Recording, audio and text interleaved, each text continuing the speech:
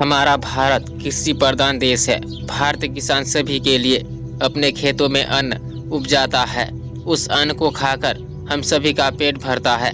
हरित क्रांति से पूर्व हमारे देश के किसान परंपरागत कृषि किया करते थे, जिन्हें जैविक कृषि या खेती कहा जाता है। फसलों में प्राकृतिक खाद जो जीव जंतुओं या पेड़ पौधों के अपशिष्ट से प्राप्त होती है, उन्हें खेती में डालकर अन्न पैदा किया जा सकता है।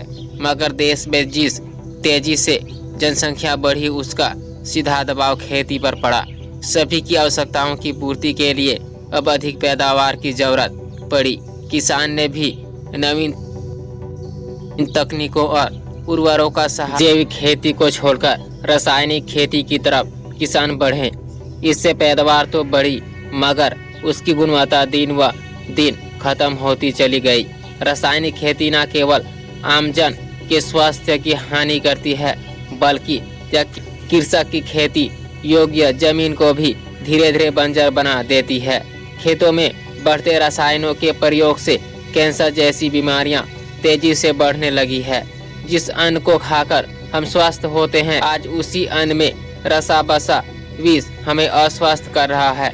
अब किसान भी इस नुकसान को समझ रहे हैं और बड़ी तेजी से रासायनिक खेती का त्याग कर जैविक खेती को अपना रहे हैं। जैविक खेती का अर्थ खेती करने की उस विधि से है जिसमें किसी प्रकार के रासायनिक उर्वरक एवं कृत्रिम खाद या कीटनाशक छिड़काव का उपयोग न के बराबर किया जाता है। जैविक खेती में भूमि की उर्वरता को बनाए रखने के लिए रासायनिक उर्वरकों के उपयोग की बजाय फसल चक्र, हरी खाद और कंपोस्ट या जीव जंतुओं के जैविक खाद का ही प्रयोग किया जाता है। जिस तरह से जनसंख्या तेजी से बढ़ रही है, कृषि पर बढ़ती निर्भरता व अधिकाधिक उत्पादन के लिए किसानों ने रासायनिक खेती के स्वरूप को अपनाया। इससे पैदावार में बढ़ोतरी तो हुई, मगर यह पर्यावरण एवं मानव स्वास्थ्य के लिए हानिकारक है।